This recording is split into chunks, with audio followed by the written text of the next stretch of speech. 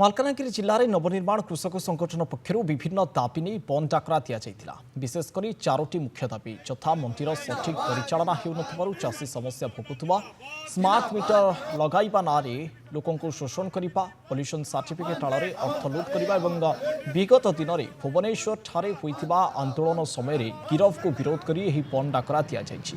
ଏଥିରେ ଜିଲ୍ଲା କଂଗ୍ରେସ ସହିତ ବିଭିନ୍ନ ସଂଗଠନ ମଧ୍ୟ ସାମିଲ ହୋଇଛି। ଏହି ବନ୍ଦ ଯୋଗୁଁ ଜିଲ୍ଲାରେ ସମସ୍ତ ବ୍ୟବସାୟିକ ପ୍ରତିଷ୍ଠାନ, ବିଭିନ୍ନ କାର୍ଯ୍ୟାଳୟ, ଗାଡ଼ି ମୋଟର ଚଳାଚଳ ମଧ୍ୟ ବନ୍ଦ ହୋଇଛି। मंडी सठिक भाव में चालू ना दुई रे ना कि आमर पॉल्यूशन ना रे पैसा लुट होची आ तीन रे ना कि आमर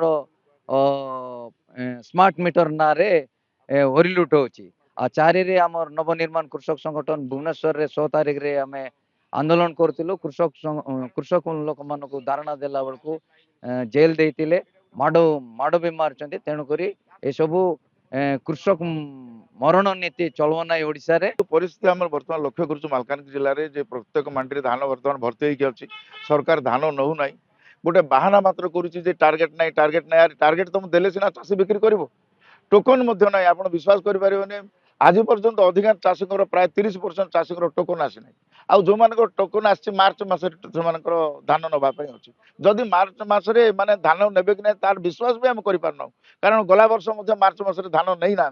यहीटा को आम संपूर्ण भाव विरोध करुँ।